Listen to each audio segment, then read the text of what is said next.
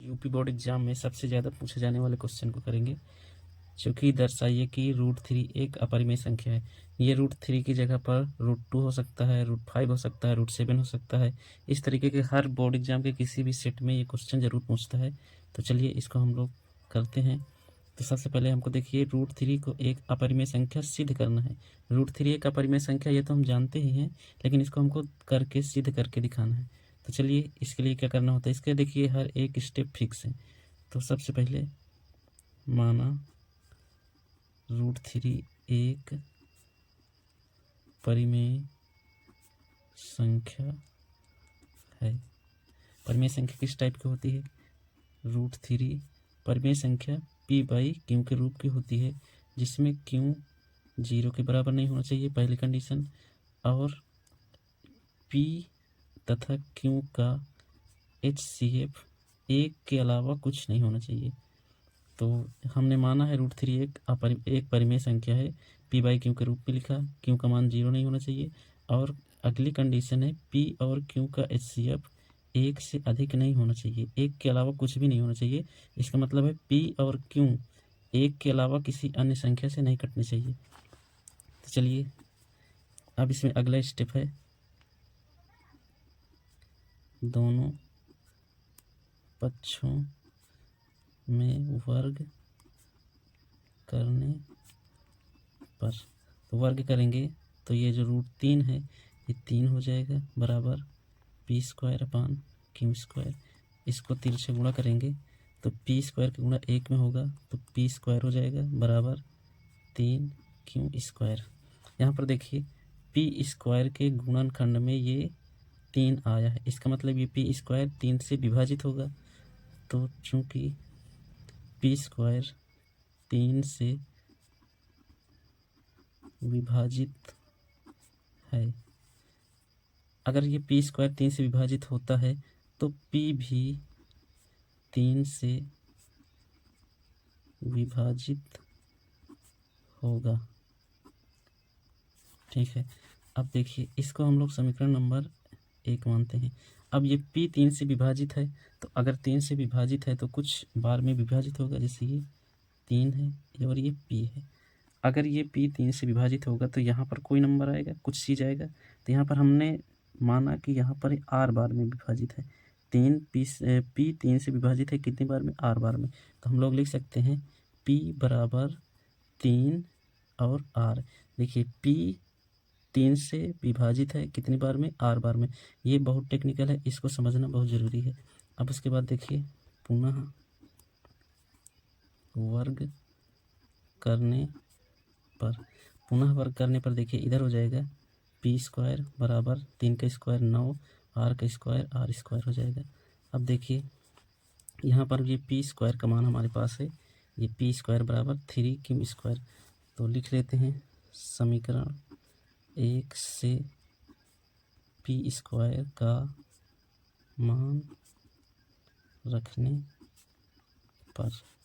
p² का मान रखेंगे, p² का मान है 3q² बराबर 9r²।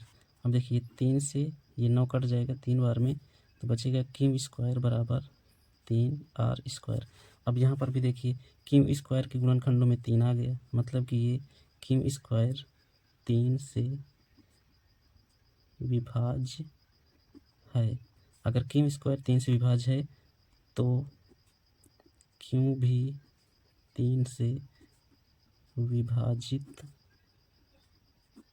होगा। अब देखिए यहाँ पर आप नोटिस करिए, एक बार p भी 3 से विभाज्य है और फिर हमने देखा q भी 3 से विभाज्य है।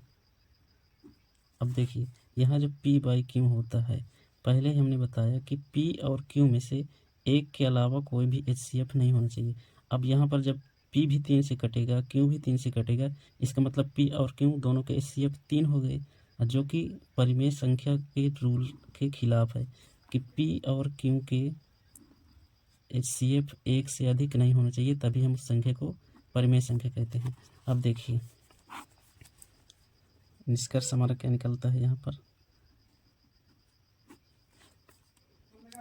यहाँ पर P व Q दोनों ही 3 से विभाजित हो रहे हैं, जो कि परिमेय संख्या के नियमों का उल्लंघन है। अतः हमारी संकल्पना गलत है और √3 एक अपरिमेय संख्या है। अगर आप एग्ज़ाम में इतना लिखते हैं, अगर इतना भी लिख देंगे तो आपको पूरे नंबर मिल जाएंगे। अगला क्वेश्चन देखते हैं हम। अब की बार हमको 3 + 2 √5 को अपरिमेय सिद्ध करना है। तो इसके लिए सेम टू सेम इसको भी हम एक परिमेय संख्या के बराबर मानेंगे। यहाँ पर भी Q 0 के बराबर नहीं है, P व Q का HCF 1 है। तो चलिए अब यहाँ पर ऐसे क्वेश्चन जब भी आएंगे, आपको ये √5 को एक तरफ अकेले छोड़ना है, इसके साथ जितनी भी संख्याएं रहेंगी उसको P/Q की साइड में ले जाना होता है। तो अब देखिए सबसे पहले क्या करेंगे, 2 √5 बराबर इस 3 को इस साइड भेजेंगे, P/Q -3, और अब ये 2 है, इसको भी इस साइड भेज देंगे। तो अब बचेगा √5 बराबर P/Q -3 बट्टे, अब ये 2 गुणे में है तो नीचे आएगा। अब देखिए इसे कह दे समीकरण नंबर 1। अब देखिए यहाँ पर √5 एक अपरिमेय संख्या है और इधर ये पूरा देखिए P/Q परिमेय संख्या थे। किसी भी परिमेय संख्या में परिमेय संख्या को घटाने पर संख्या परिमेय ही रहती है, और उस किसी परिमेय संख्या में किसी भी परिमेय संख्या से भाग करते हैं तब भी संख्या परिमेय रहती है। ओवरऑल ये पूरी संख्या एक परिमेय संख्या है और ये √5 एक अपरिमेय संख्या है। ये √5 एक अपरिमेय संख्या है, ये इस साइड एक परिमेय संख्या है। तो कभी भी कोई भी परिमेय संख्या किसी अपरिमेय संख्या के बराबर नहीं हो सकती, या कोई भी अपरिमेय संख्या किसी भी परिमेय संख्या के बराबर नहीं हो सकती। तो इसलिए आगे लिखते हैं, कभी भी परिमेय संख्या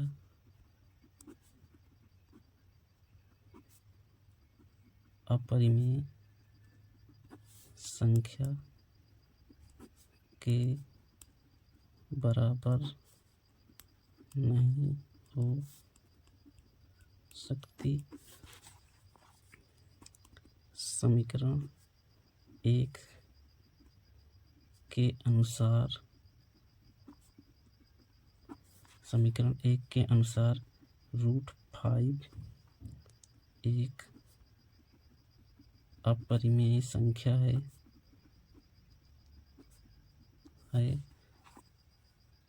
जो P/Q -3/2 परिमेय संख्या के बराबर नहीं हो सकती। अतः 3 + 2 √5 को परिमेय संख्या मानना गलत होगा और ये एक अपरिमेय संख्या है। अगला क्वेश्चन है, द्विघात बहुपद x² + 7x + 10 के शून्य ज्ञात कीजिए तथा गुणांकों के बीच सत्यता की जांच भी कीजिए। अब इसको देखिए हल करते हैं। x² + 7x + 10 इसके शून्यक के लिए इसके हम लोग शून्य ज्ञात करते हैं पहले। X square plus 7x plus 10 बराबर 0। अब देखिए करना क्या होता है, ये जो लास्ट वाला पद होता है अचर पद, इसके कोई ऐसे दो खंड करने होते हैं जिसको जोड़ने और घटाने पर यहाँ पर बी एक्स के पोर्शन से ये जो संख्या होती है इसके बराबर आ जाए। अब जैसे देखिए यहाँ पर 10 के गुणनखंड होते हैं 2 गुणे 5। यहाँ पर अब देखिए 5 और 2 को जोड़ने पर 7 प्राप्त होता है। अब हमको यहाँ पर 7 चाहिए भी, 7 आ गया। तो अब यहाँ पर ये जो 7 के साथ यहाँ पर अगर यहाँ तो x है, अगर x रहेगा तो इसमें x लगाएंगे, इसमें भी x लगाएंगे। अगर यहाँ पर y होता तो दोनों में हम y लगा देते। यहाँ पर जो कुछ भी चर रहेगा उसी को इन गुणनखंडों में लगाते हैं। अब यहाँ पर इन दोनों को जोड़ने पर 7x आता है, तो इसमें भी प्लस का चिन्ह लगाएंगे, इसमें भी प्लस का चिन्ह लगाएंगे। तो क्या लिखेंगे, x square plus 2x plus 5x plus 10 बराबर 0। अब यहाँ पर देखिए इसमें कॉमन क्या है, x है। x इसमें से कॉमन चला जाएगा तो एक x बचेगा, प्लस इसमें से x कॉमन चला जाएगा तो सिर्फ 2 बचेगा। फिर प्लस इन दोनों में कॉमन 5 है, 5 कॉमन लेंगे, 5 कॉमन चला गया तो सिर्फ x बचेगा। इसमें से 10 में से 5 कॉमन लेंगे तो इसके गुणनखंड 2 गुणे 5 है, 5 बाहर कॉमन में चला गया तो 2 बचेगा बराबर 0। अब यहाँ पर देखिए दोनों कोष्ठक, अब यहाँ पर प्लस का चिन्ह है, इस साइड और इस साइड में ये पूरा का पूरा कोष्ठक कॉमन है, तो ये कोष्ठक को कॉमन लेंगे। इस कोष्ठक को कॉमन लेने पर यहाँ पर x बचा तो x लिखेंगे। इस साइड इस कोष्ठक को कॉमन लेने पर 5 बचता है तो 5 लिखेंगे बराबर 0। अब ये देखिए किन्हीं भी दो संख्याओं का गुणा 0 आ रहा है, इसका मतलब या तो ये 0 होगा या तो ये 0 होगा, लेकिन हमें पता नहीं है कौन सा पद 0 है। तो एक बार हम x प्लस 2 को 0 लेंगे तो यहाँ पर x बराबर -2 आता है, एक ये शून्य के आ गया जिसे हम लोग अल्फ़ा कह देंगे। अब की बार इस पद को लेंगे, x प्लस 5 बराबर 0, x बराबर -5, एक शून्य का हमारे पास ये आ गया जिसे हम लोग कह देंगे बीटा। अब सत्यता की जांच,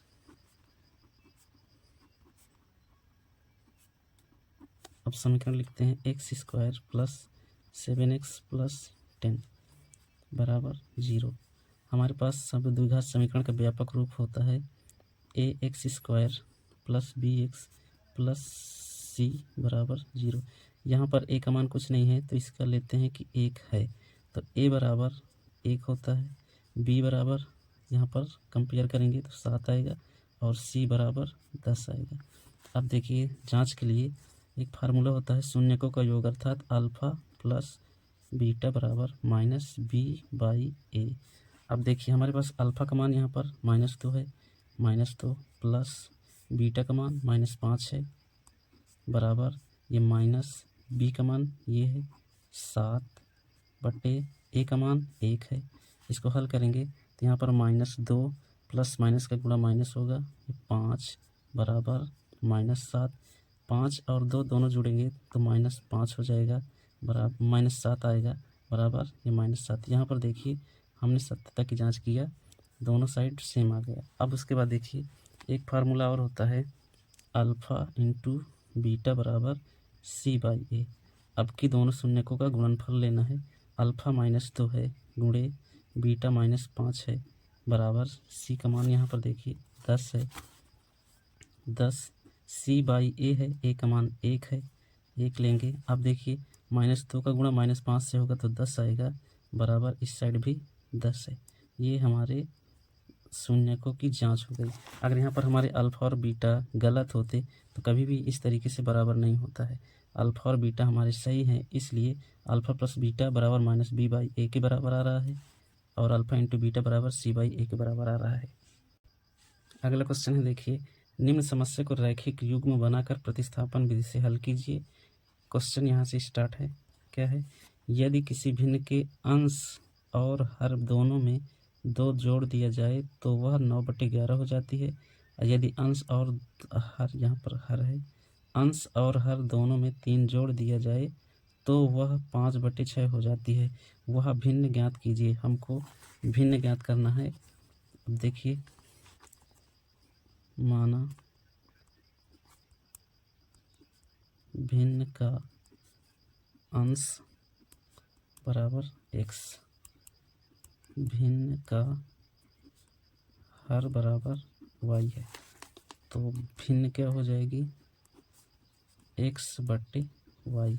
अब देखिए शर्त क्या है, यहाँ लिखते हैं प्रथम शर्त। शर्त क्या है, यदि किसी भिन्न के अंश और हर में 2 जोड़ दिए जाए। तो देखिए ये हमारे पास भिन्न है, ये अंश है, ये अंश है, इसमें भी हम 2 जोड़े, ये हर है, इसमें भी हम 2 जोड़े, तब ये भिन्न का मान हो जाता है। यहाँ पर देखिए 2 जोड़ दिया जाए तो वह 9/11 हो जाती है। ये 9/11 के बराबर हो गई। अब देखिए तिरछे गुणा कराएंगे तो क्या होगा, 11 का x में गुणा होगा तो 11x हो जाएगा, प्लस 11 का 2 में गुणा होगा तो 22 बराबर 9 का y में गुणा कराएंगे तो 9y, प्लस 9 का 2 में गुणा कराएंगे तो 18 हो जाएगा। अब देखिए हम x और y को एक साइड कर लेते हैं। तो यहाँ पर देखिए 11x है, ये y इधर प्लस में है, इस साइड आएगा तो माइनस का 9y हो जाएगा, बराबर ये जो संख्या है इसको हम इस साइड कर लेते हैं। तो यहाँ पर प्लस 18 पहले से है, ये 22 इधर आ जाएगा तो माइनस का 22 होगा। 11x माइनस 9y बराबर 22 से 18 घटेगा तो -4 आ जाएगा। अब यहाँ पर देखिए क्योंकि हमें प्रतिस्थापन विधि से इसको हल करना है, तो इसमें हम लोग पहले किसी x और y में से किसी एक का मान निकाल लेते हैं।